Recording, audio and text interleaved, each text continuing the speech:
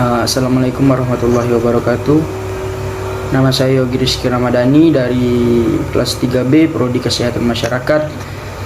Saya di sini di video ini ingin mengerjakan tugas UTS PPOM dari Pak Abdul Ridho.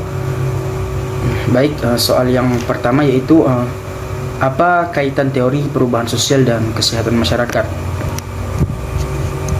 Jadi, pengaruh sosial dalam masyarakat memberikan peranan penting dalam mencapai derajat kesehatan yang setinggi-tingginya, merubah tata kehidupan masyarakat yang berlangsung secara terus-menerus karena sifat sosial yang dinamis dan bisa berubah-ubah.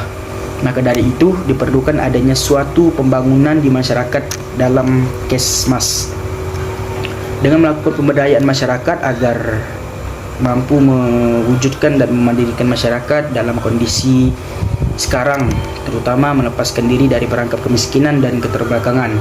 Setelah munculnya kesadaran atas potensi untuk meningkatkan derajat, maka timbullah semangat untuk melakukan perubahan. Mengingat perubahan ini adalah sebuah proses sekaligus sebuah tujuan. Contohnya pada zaman dahulu masyarakat lebih mempercayai adanya dukun dan mengobati dengan ke orang pintar. Nah, dengan adanya perubahan sosial ini, seiring berjalannya zaman, masyarakat lebih percaya ke bidan, ke orang yang ahlinya dalam kesehatan masyarakat.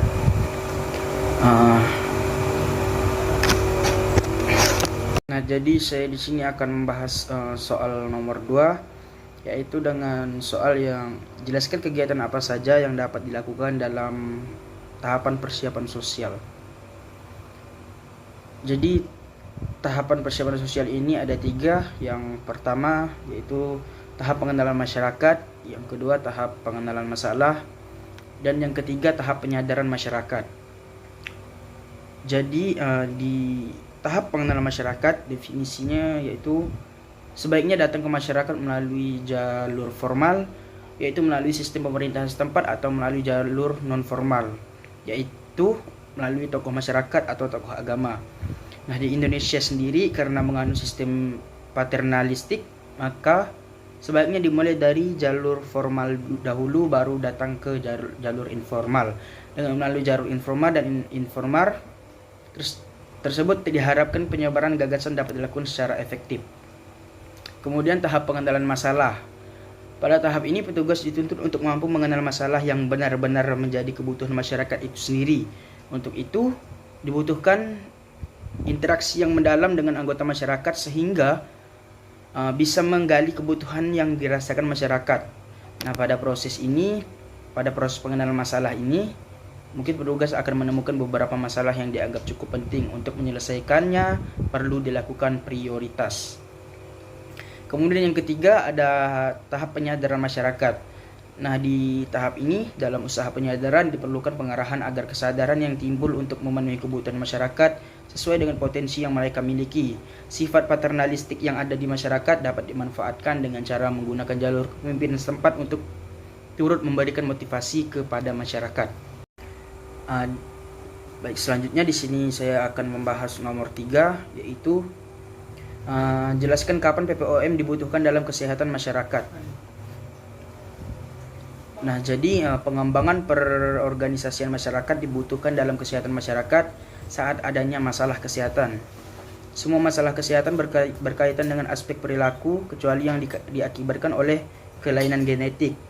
Jadi upaya untuk mengatasi masalah kesehatan harus dilandasi upaya merubah perilaku dari perilaku tidak sehat menjadi perilaku sehat.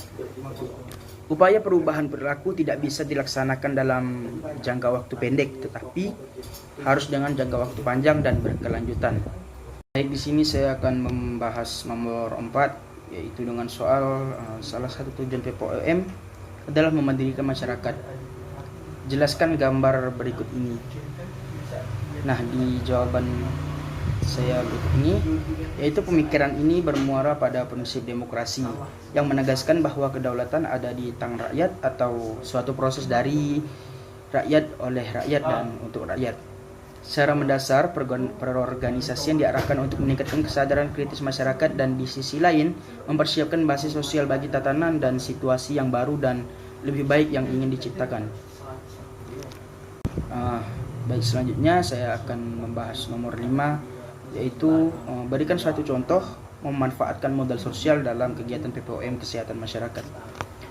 Jadi contohnya seperti pelatihan yang ditujukan pada anggota masyarakat yang nantinya akan mampu menjadi aktor utama dalam perorganisasian masyarakat. Baik, di nomor 6 dengan soal apa metode RRA pada gambar berikut, berikan satu contoh pemanfaatan metode tersebut. Jadi metode RRA-nya adalah sketsa wilayah. Contoh manfaat metode ini adalah untuk mengetahui suatu letak daerah yang akan dikunjungi dan mempermudah seseorang ketika mencari wilayah tersebut. Baik, sekian dari saya. Kurang lebihnya mohon maaf, Pak. Assalamualaikum warahmatullahi wabarakatuh.